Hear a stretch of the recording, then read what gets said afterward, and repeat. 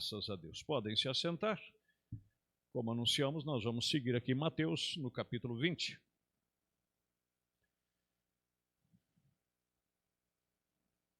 Eu acompanhei pelo canal a última pregação que nós fizemos do Evangelho de São Mateus e paramos aqui, no capítulo 20, do verso 20 e 21, até que encerramos falando sobre a questão de muitas vezes nos apegarmos muito à questão da vida familiar aqui embaixo.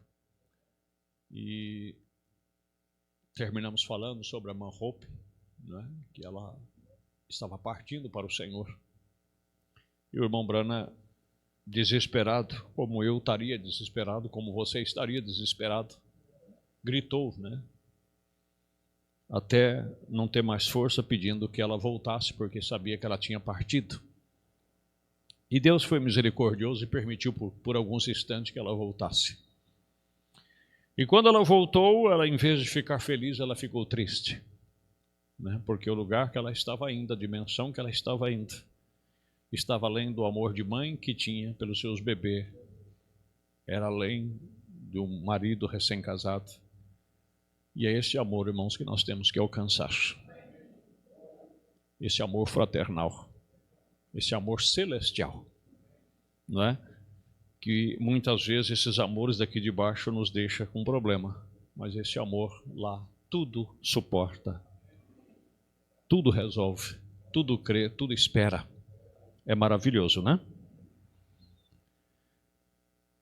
Então se aproximou dele a mãe dos filhos de Zebedeu com seus filhos, adorando e fazendo-lhe um pedido. E ele disse-lhe: que queres? Ela respondeu e disse que esses meus 2 filhos se assente uma à tua direita e outra à tua esquerda no teu reino. Jesus, porém, respondendo, disse: não sabeis o que pedis.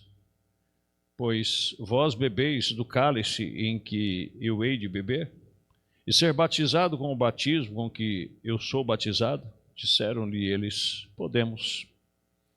E disse-lhe ele: na verdade, bebereis o meu cálice. Irmãos, que coisa maravilhosa. Bebereis o meu cálice. Ele já havia dito, que não beberia do cálice. Ou mais para frente ele diz, até aquele dia, que é nas bodas do Cordeiro,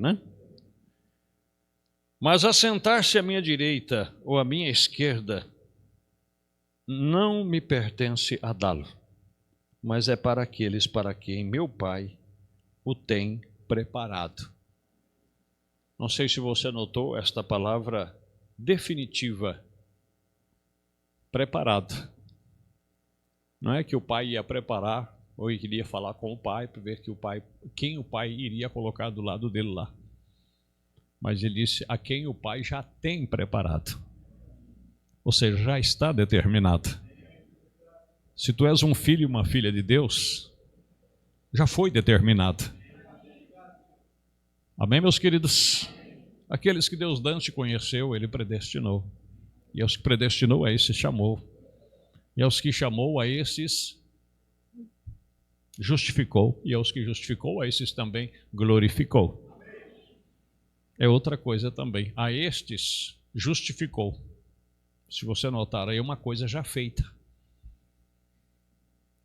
E a esses também glorificou, quer dizer, uma coisa também já concluída. Não é que ele vai justificar, que ele vai glorificar. Se o seu nome está escrito no livro da vida do Cordeiro desde a fundação do mundo, você já é uma obra concluída na mão de Deus. É só questão de tempo. Louvado é o nome de Jesus. E disse-lhe, na verdade, e quanto os 10 ouviram isto, indignaram-se contra os 2 irmãos. Quer dizer, eles não gostaram disso. Larga de bobeira, de bobagem. Mas para eles aquilo representava bastante. Para aquela mãe representava bastante. Eles amavam tanto ao Senhor. Tanto que a Bíblia disse que nas ceias, nas refeições, outro dia eu estava vendo um vídeo com a minha esposa antes de dormir. Nós entramos ali no YouTube e gostamos de ver aquelas comidas do pessoal lá dos países né, árabe, do povo de lá, né? E encontramos um local onde eles serviam uma comida e eles mexendo aquelas comidas muito estranha ao nosso ver aqui, né? E quando foi servir, irmão, igualzinho nos tempos de Jesus. Eles não assentavam em cadeira, né? Era um grande, como se fosse um grande tapete assim estendido no centro, ali onde é que estavam as comilanças, e nas laterais outros tapetes no qual eles se assentavam como que apoiando-se no cotovelo e comendo. E no tempo de Jesus é assim que eles faziam.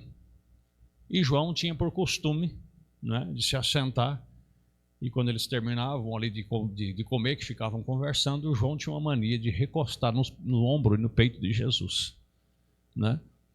E ele falava assim: lá eu quero ficar desse jeito aí, mãe. Chega lá, a senhora faz esse pedido, porque a senhora acha que tem mais jeito. A senhora pede para ele que lá eu quero, e quero que o meu irmão também fique do lado dele lá, né? E Jesus entendia essas coisas. Amém, meus queridos? Aí nós lembramos dos nossos que já partiram, né? Saudoso irmão Realino, a gente conversava muito. E ele, com aquela humildade dele, ele chegou a dizer para mim um dia, disse: irmão, tem tantos problemas na minha vida, e se um dia eu chegar lá, né, e Jesus falar assim: Realino, você não pode entrar, você não tem condição de entrar, e eu vou dizer para ele: faz um puxadinho do lado do muro aí, não precisa me dar mansão, não precisa me dar nada, faz um puxadinho, né? E aí eu vou ficar nesse puxadinho, quer dizer, me faz um edículo aí, um cômodozinho. Oh Deus, mas lá não vai ter isto, né? Tudo já está preparado para a honra e a glória do Senhor, né? Oh Deus maravilhoso. E disse-lhe ele, na verdade, deixa eu soltar aqui, verso 25. Então Jesus, chamando-os para junto de si, disse-lhe: bem sabeis que pelos príncipes das gentes são esses dominados, e que os grandes exercem autoridade sobre eles. Ou seja, vocês estão vendo o sistema que tem no mundo, onde jaz no maligno, onde é controlado pelo príncipe das trevas. Inclusive, ele me ofereceu tudo para mim, se eu quisesse adorar ele quando eu fui batizado. Mas o reino dos céus, o qual vocês agora fazem parte, que às vezes nós esquecemos disso, irmãos, né? A vós é chegado o reino dos céus. Se você é um cristão, uma cristã, você tem que entender, você vive num reino à parte. Você é um peregrino em uma terra estranha. Você vive aqui neste mundo como que se dele não usasse. Você vive nesse mundo como que se não vivesse nele. Então o seu costume deve ser diferente, o seu falar deve ser diferente, o seu agir, o nosso agir deve ser diferente, não é? E não devemos, e o reino dos céus não se deve copiar a maneira em que eles agem, não é? Porque disse Jesus: vocês veem como eles atuam. Os grandes exercem autoridade sobre os mais pequenos. Mas não será assim entre vós. Mas todo aquele que quiser entre vós fazer-se grande, porque esse é o problema nosso, é o problema do ser humano, é a grandeza, é elevar-se, é estar acima, não é? Nós temos que vigiar muito, irmãos, mas muito, muito, muito, muito, muito. Principalmente nós que servimos a Deus. Se Deus te confiar uma pequena posição, toma cuidado, porque Ele está te fazendo aquilo, não é para você ser maior do que os demais, mas é para você servir os demais. É para você ser um colaborador dos demais. E se nós não tomarmos cuidado, aí de repente já começamos a andar alto, já queremos reconhecimento, já queremos agradecimentos, já queremos, vamos dizer, que as pessoas nos dêem mais respeito, que as pessoas reconheçam. Irmãos, tudo que eu faço, eu não busco o reconhecimento dos irmãos, Deus é testemunho. Porque se eu buscar o reconhecimento de vocês, eu estou trabalhando em vão. Eu tenho que agradar aquele que me deu o que fazer e buscar o reconhecimento dele. Como cada um de vocês, o que você faz para Deus, você faz para Deus, né? Não será assim entre vós, Mas todo aquele que quiser entre vós fazer-se grande, seja o vosso serviçal. Esse é o versículo 26. Por isso que eu falo. Por que eu falo que tem que vigiar? Olha onde a Bíblia nos joga aqui. 1 Pedro capítulo 6. Né? Capítulo 5. Olha só para vocês verem. Se você pegar a mensagem, o nome de Jesus, se você pegar Hebreus capítulo 7, o profeta diz que a maior autoridade espiritual de uma igreja é o pastor. É o pastor. Ele é o supervisor geral pelo Espírito Santo. Mas de que maneira esse pastor deve exercer esta posição? A autoridade foi concedida por Deus. Mas de que maneira o que tem mais autoridade, como é que ele tem que exercer essa autoridade para com aqueles na qual Deus lhe deu autoridade? Aos presbíteros que estão entre vós, presbítero, pastor, ancião, mestre, guia, como eles falam, né? Tudo se dá na mesma questão que é o pastoreio. Aos presbíteros que estão entre vós, admoesto eu, quer dizer, eu estou admoestando, estou exortando como um apóstolo, né? Que entre esses ministérios o maior é o apóstolo. Admoesto eu que sou também presbítero com eles, e testemunha das aflições de Cristo, e participante da glória que se há de revelar. Apacentai o rebanho de Deus, apacentai o rebanho de Deus. E de que maneira que o rebanho é apacentado? Ele diz na mensagem Resumo das Eras, através da pregação e do ensinamento da palavra de Deus. Isso é tão real que escritório deveria quase que nem ser usado, como graças a Deus quase nem é usado. É você dobrar o joelho em casa e falar: Senhor, me apacenta nesta noite. Senhor, fala com a minha alma. Senhor, me ensina, me ajuda. E quando você ora e você pede, aí você senta aí o Espírito Santo, através daquele ministério, te guia aos verdes pastos espirituais. E se você está com sede, ele guia às águas tranquilas. E você volta alegre e feliz e diz: o Senhor me respondeu, o Senhor falou comigo. Não é? Isso é apacentar. Apacentai o rebanho de Deus que está entre vós. Por isso que diz lá também em Hebreus capítulo 13, verso 7. Obedecei aos vossos pastores, como que? Como um chefe, como um ditador? Não. Obedecei aos vossos pastores que vos falaram a palavra de Deus. Então você não obedece em si à autoridade maior, você obedece à palavra que o Espírito Santo, através dele, ministra. Apacentai o rebanho de Deus que está entre vós, tendo cuidado dele. Quer dizer, tendo zelo. Não por força. Ou seja, muitas pessoas falam assim: mas o pastor sabe disso, o pastor está vendo isso, por que o pastor não faz nada? Porque, irmão, o pastor não é juiz da igreja. Compreende? Até entre problemas, ele é a última instância. Os maiores problemas que existem têm que ser resolvidos entre vocês. Ele é a última instância. Se o teu irmão pecar contra ti, Mateus 18, verso 15, o que diz ali? Vai entre ti e ele só. Se ele te ouvir, acabou. Se ele não te ouvir, e você sabe que tem pessoas que podem ser testemunha daquilo que vocês vão tratar, a pessoa viu ou ouviu, você vai até ele e diz: olha, sabe aquele caso assim, assim, assim, assim? Você viu a desfeita que ele me fez? Você viu o prejuízo que ele me causou? Você viu o que causou? Sim, sou testemunha. Você pode ir comigo até ele, ver se ele não quer me ouvir, ver se ele ouve você. Aí se ele não ouvir a pessoa, as testemunhas, né? Aí então vai ao pastor. O pastor é a terceira instância. Aí chega lá com as testemunhas e diga: pastor, tem uma coisa que tem que ser levada à igreja. Ou queremos que o senhor vá a tal pessoa, se o senhor puder. Aconteceu isso, isso, isso, e está aqui essas duas testemunhas. E essas testemunhas provam que eu tentei e eles também tentaram.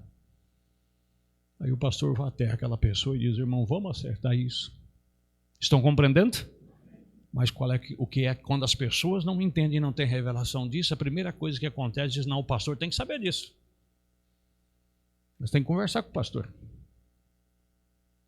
Por isso é que tem pastor que fica mal acostumado, ele impõe sobre a igreja.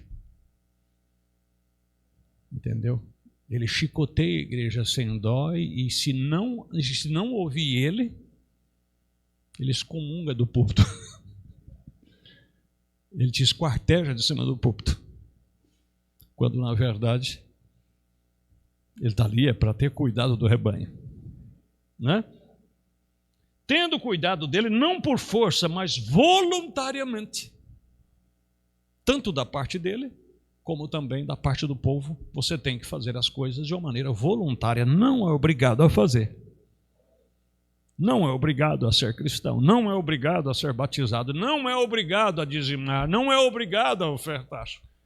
A única coisa que é feito é ensinado. E o Espírito Santo em você voluntariamente, por amor, São João 14, verso 15, aquele que me ama, guardará os meus mandamentos. Oh, coisa maravilhosa. Tendo cuidado dele não por força, mas voluntariamente, nem por torpe ganância. Por quê?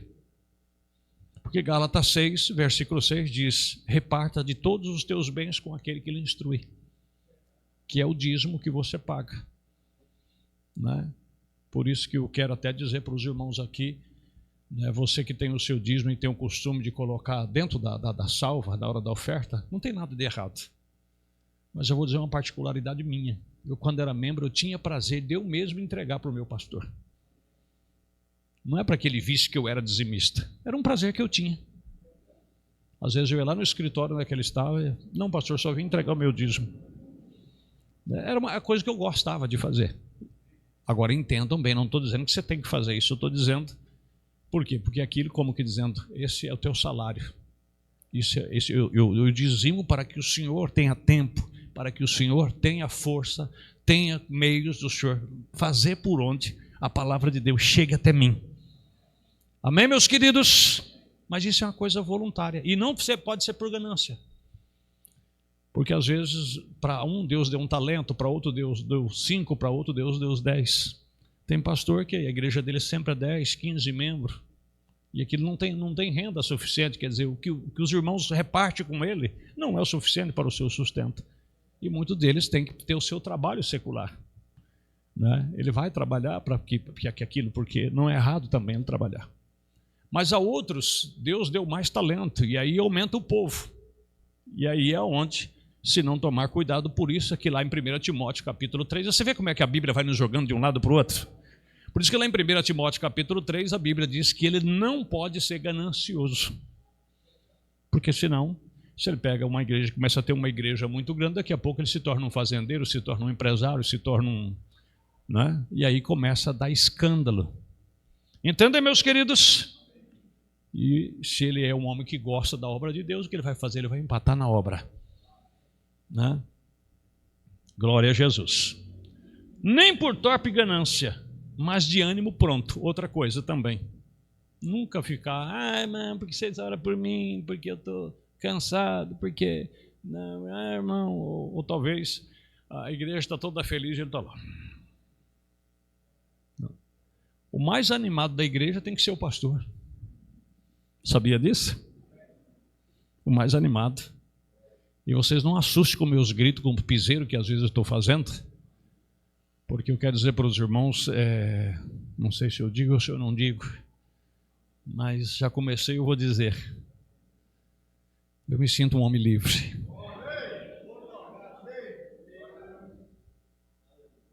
Para quem sabe ler um pingo é letra.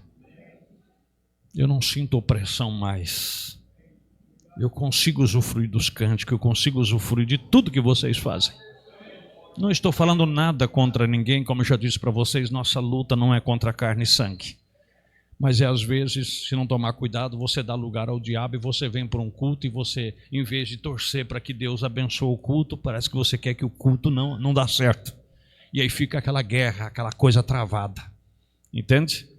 E aquilo prende a tua alegria, você fica ali gemendo e querendo, e você luta, e até aqui podemos dizer Ebenezer. né? Nós sentimos essa leveza, e nós temos que conservar isso, irmãos, em nome de Jesus. Amém? Então ele tem que ser de ânimo pronto, quer dizer, o mais animado. Pastor, o que o senhor acha de nós fazer isso? Bora, né? Bora fazer. Pastor, o que o senhor achou do hino tal? Né? Eu não sei se acontece com vocês, mas a pessoa começa a cantar um hino, eu fecho os olhos e eu começo a viajar no hino. Parece que eu estava vendo os irmãos lá na arena e morrendo, né? E o sangue deles derramando, parece que eu estava lá junto. E aí, se você não tomar cuidado, o espaço para você fica pequeno onde você está, porque você volta no tempo e você vai lá. Amém? O ladrão que foi perdoado lá na cruz, né? Eu toda vez que canto, eu vejo essa cena diante dos meus olhos. Ô homem sortudo. Eu não sei se pode dizer sorte, mas ô homem sortudo. Para estar naquele lugar no exato momento. Ô Jesus amado. Né? Nem como tendo, agora diz assim, ó, de ânimo pronto. Então, entenda bem isso.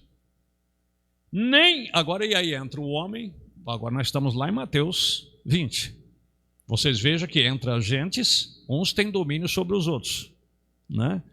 O irmão que trabalha na prefeitura, ele tem pessoas sob o seu domínio, pois tem outro sob domínio sobre ele, e por último o prefeito lá que exerce tudo, que é o cargo mais alto de uma cidade, é o prefeito. Né? O homem que tem mais poder na cidade é o prefeito. Né? Ele foi eleito para o povo para presidir sobre o município. Mas, quando se trata da questão espiritual, quanto mais Deus te dá, mais você tem que ser humilde. E em vez dos outros ficar te servindo, você servir os demais. Correto? Nem como tendo domínio sobre a herança de Deus. Nada dessa questão de dominar, irmãos, a partir de hoje eu não quero isso, eu não quero aquilo. Não, tem que aconselhar, dizer, irmãos, seria bom isso, seria bom aquilo. Né? Porque tudo é questão de adaptação. Né? Como eu pedi, os irmãos que ficam ali guardando a porta, né?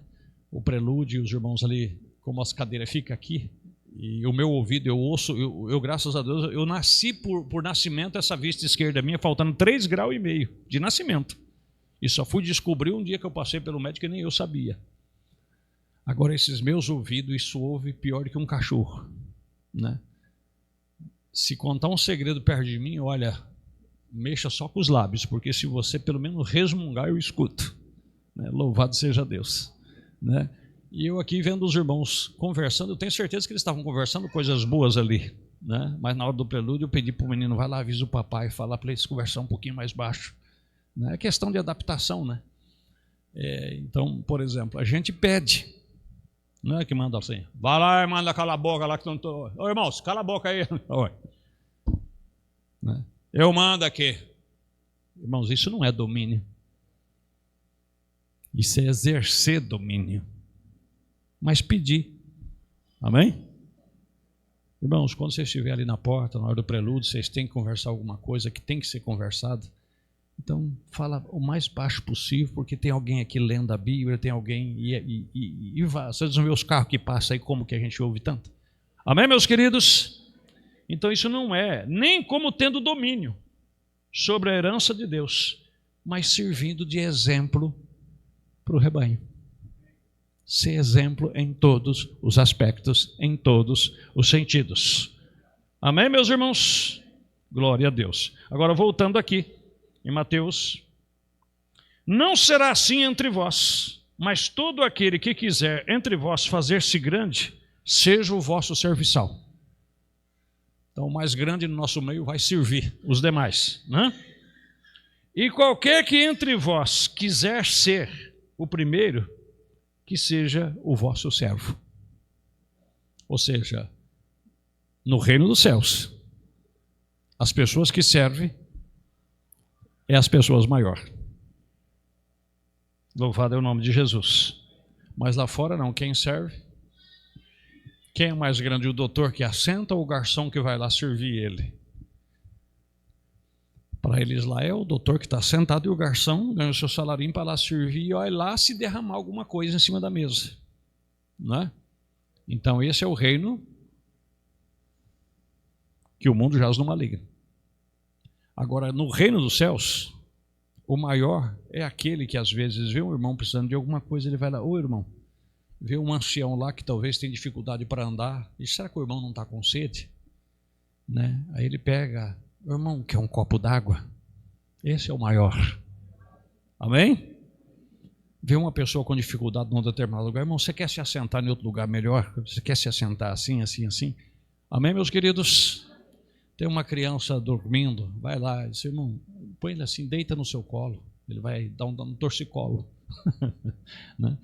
Então, esses são os maiores, é os que servem, é os que auxiliam. Louvado é o nome de Jesus. Bem como o Filho do Homem não veio para ser servido, mas para servir. Você já notou que Jesus nunca exigiu nada de ninguém? Mas ele só veio para servir as demais pessoas.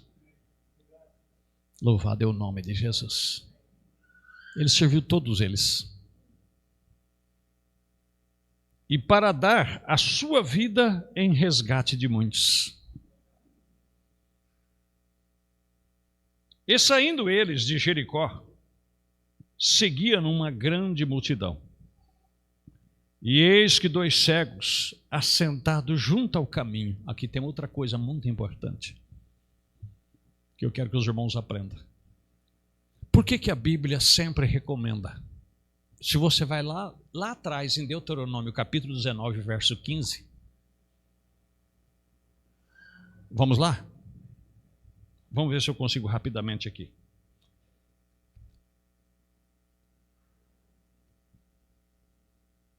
Desde lá, irmãos, aí você vai entender por que Deus é tão completo, né? Deuteronômio 19, verso 15. Ó. Uma só testemunha contra ninguém se levantará por qualquer iniquidade, ou por qualquer pecado, seja qual for o pecado que pecasse. Pela boca de 2 ou 3 testemunhas, pela boca de 3 testemunhas, se estabelecerá o negócio.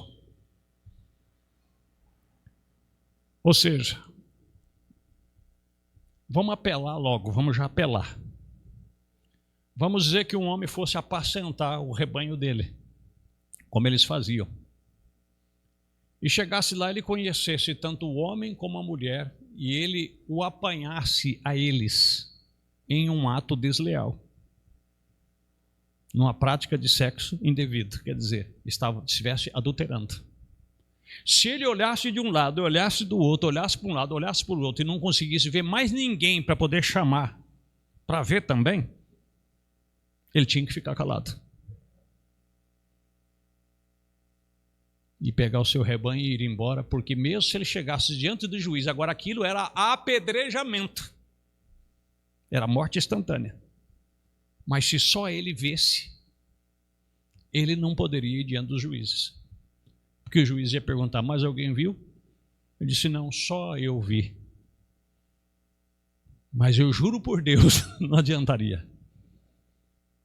Teria que ser pelo menos por qualquer tipo de pecado ou iniquidade. Blasfêmia era apedrejamento, mas se tivesse 2 no campo trabalhando, apenas em 2, e ele blasfemasse contra Deus, aquela pessoa ele teria que olhar do lado e ver se tinha mais alguém, se tinha escutado aquilo ou ouvido.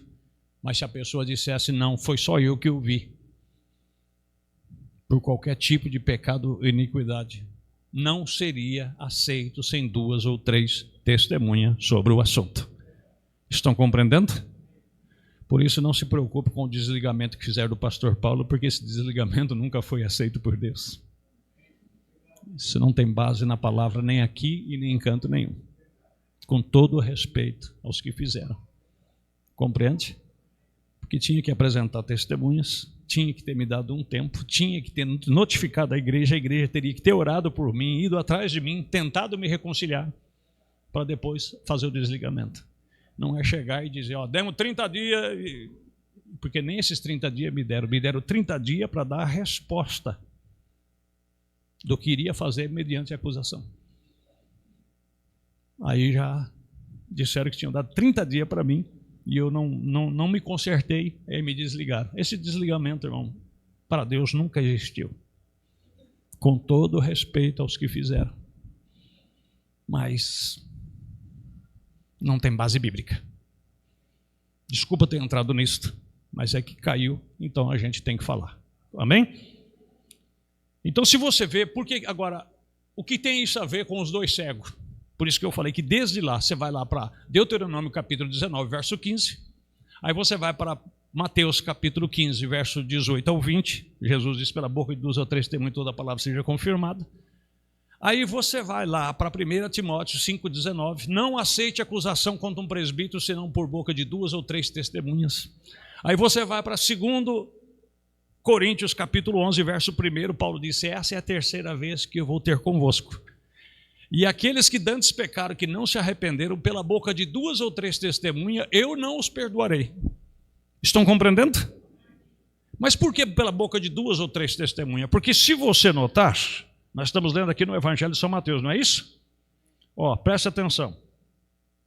E saindo eles de Jericó, seguiu uma grande multidão. E eis que 2 cegos, assentados junto do caminho, ouvindo que Jesus passava, disseram, Senhor, Senhor, filho de Davi, tem misericórdia de nós. Não é isto correto? Mas se você vai no outro evangelho, fala de um cego só. E nesse evangelho fala de 2. Agora, quem escreveu isso aqui foi Mateus. Mateus era um dos apóstolos que seguia Jesus. Compreendem, meus irmãos? Então depende do ângulo que ele estava no meio da multidão, do empurra, ele conseguiu ver um só. Mas quem estava mais perto viu 2. Então por que pela boca de 2 ou 3 testemunhas? Porque alguém pode ter visto algo que o outro não viu. Ou pode falar coisa que o outro não falou. Disse, não, irmão, o senhor me desculpa, mas eu acho que você ouviu errado, a coisa não foi bem assim. E também não falou nesse sentido. Entendem? Agora, se a coisa já é para matar o camarada mesmo, ele já fala assim, não, é verdade mesmo. E não esqueça que a Bíblia disse que Deus detesta falsas testemunhas. Se você for para ser testemunha de alguma coisa, você tem que ter certeza que você viu e que você ouviu. E que você sabe daquilo. Entenda, meus queridos? Aí você pega a mensagem de testemunho, o profeta diz que nos tribunais dos Estados Unidos, se você vê algum delito sendo cometido através do vidro do carro, não é aceito no tribunal. Porque o vidro do carro pode mudar sua concepção, sua visão com relação pelo reflexo ou qualquer coisa assim. Aí nós poderíamos achar um erro na Bíblia. Porque um falou que era um cego e o outro falou que era 2. Às vezes você está olhando um assunto de um ângulo, o outro está olhando do outro ângulo. Entendem? Tinha um pastor que ele pregava e ele gostava de usar esse método e é a pura verdade. Que tinha um filho que estava estudando uma longa distância e o pai sempre, o provedor, as contas sobram para ele e ele que tem que acertar tudo. E ele fazendo ali as contas, e entre as contas que ele estava fazendo, as promissoras, tudo que vinha, estava na mão dele, achou a carta do filho dele que estava estudando. E ele já com a cabeça quente, porque não sabia se o que tinha entrado naquele mês daria. E ele já nervoso.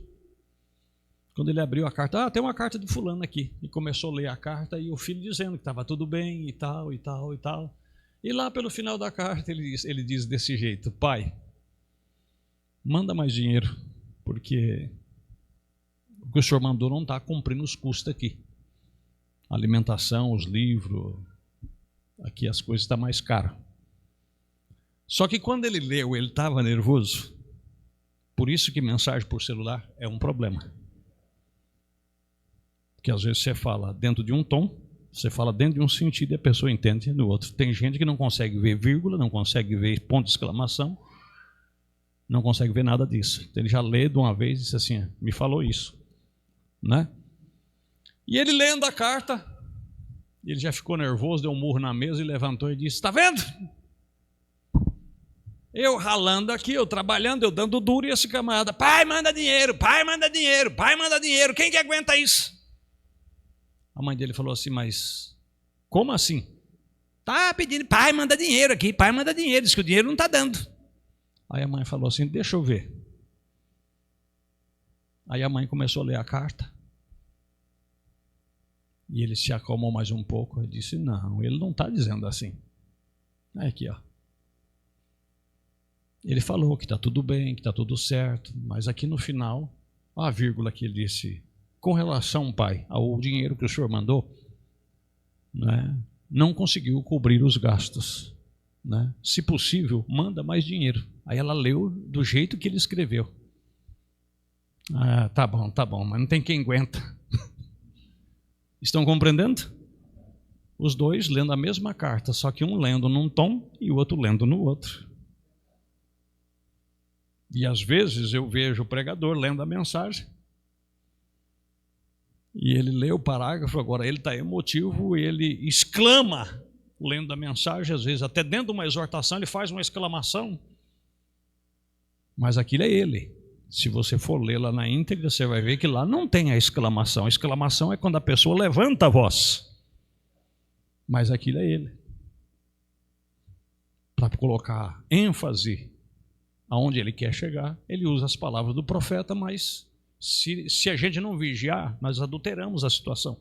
Nós vamos usar um termo que ele não usou. Né? Tipo a mensagem humility, quando ele fala assim, não tem que se fazer muito barulho.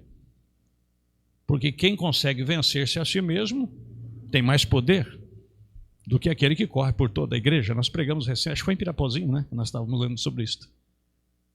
Mas se você é uma pessoa que ele não gosta de barulho, ele já põe uma exclamação ali. Não tem que fazer barulho! Mas, espera aí. Está quase que para dizer assim, pastor, lê de novo aí, do jeito que está escrito. Ele estava colocando uma colocação que é o seguinte, que entre aquele que corre por todo o corredor, que faz barulho, como o pastor fica aqui gritando aleluia, glória a Deus, aquele irmão, e eu não consigo me controlar a mim mesmo, vencer-me a mim mesmo, aquele irmão que talvez não faz nem tanto barulho, mas ele consegue vencer-se a si mesmo, vencer o seu nervosismo, vencer, ele tem mais poder do que eu, que fico dando glória a Deus, aleluia, porque aquele ali não é poder. Aquilo ali é um fervor, é um gozo, é uma alegria. Agora, poder é controle. Amém ou não amém? E a multidão o surpreendia para que a multidão repreendia para que se calasse. Eles, porém, cada vez mais clamavam mais, dizendo, Senhor, filho de Davi, tem misericórdia de nós. Aqui é outra coisa. A necessidade é sua. O direito é seu. Amém? A adoração é sua. Se você está ouvindo a palavra e você está ouvindo um hino e desce aquele gozo gostoso no seu coração e você deseja adorar a Deus, glorificar a Deus, não é porque o outro do lado não está sentindo o que você está sentindo que você vai ficar preocupado com ele. Você tem que fazer a sua parte. Amém? Se alguém pode até olhar de rabo de olho para você, como que dizendo, oh, minha orelha aqui está... Aí você quase que fala assim, oh, isso é um problema estritamente entre eu e Jesus. Fica tranquilo. Amém? E Jesus parando, chamou-os e disse, que quereis que eu vos faça? Agora, Jesus não conhecia os pensamentos, não conhecia as intenções dos corações, mas Ele ama que você abra a sua boca e diga, Jesus, eu preciso disso, eu preciso daquilo, eu preciso daquilo outro. Compreende? Ele tem prazer. Disseram-lhe eles, Senhor, que os nossos olhos sejam abertos. Aí somos ensinados que o profeta diz, mais tem desejo Deus de te dar do que você de receber. Porque todos esses atributos de curador, de misericordioso, de piedoso, tudo está nele. Amém? Irmão, já estou encerrando aqui, o meu horário já esgotou, mas só tem 2 versículos aqui, eu quero encerrar para nós começarmos no capítulo 21, na próxima sexta-feira, Deus permitindo. Então Jesus movido, aqui é outra coisa que eu me derreto. Oh, que qualidade tinha esse homem. E Jesus movido de íntima compaixão. Irmãos, aí você pega a mensagem do amor divino, o profeta diz, se você não conseguir projetar amor, você não consegue fazer o bem para a pessoa. Aquilo que nós estávamos falando, se o teu irmão pecar contra ti, o profeta disse, antes de você entre ti e ele só, você deve orar o suficiente para trazê-lo primeiro ao seu coração. A amá-lo. Para depois você ir até ele. Porque você tem que ir nele para ganhá-lo. E para ganhar, tem que exercer amor. Louvado seja o nome do Senhor. Disseram-lhe eles, Senhor, que os nossos olhos se abram. Então Jesus, movido de íntima compaixão, tocou-lhe nos olhos, e logo viram, e eles o seguiram. Amém, meus queridos? Que Deus os abençoe. Vamos nos pôr de pé. Você tem uma palavra de agradecimento? Grandioso e poderoso Pai Celestial, obrigado por essa porção aqui nesta noite. Eu estou grato, Jesus, por o Senhor ter sido misericordioso para conosco. Agora, nos conduza para os nossos lares. E se existir um amanhã, Senhor, quando vamos estar ali em Martinópolis, que o Senhor esteja ali nos esperando. Aliás, que o Senhor vá conosco. Que o Senhor continue conosco. Mas manifeste ali de uma maneira também especial. Para que juntos possamos ser abençoados, ajudados pelo Senhor. O culto de ceia aqui no domingo, Pai, onde teus filhos ainda vão trabalhar nos preparativos finais. Seja com cada um deles, os abençoando, os ajudando, os fortalecendo, lhes dando sabedoria e graça e força. Como também, meu Deus, vem induzir cada vida que o Senhor viu aqui, pelo teu Espírito, para estar festejando juntamente conosco. Em o nome do Senhor Jesus Cristo. Amém, Jesus, e amém. Deus os abençoe, meus queridos. Vão em paz, em nome de Jesus.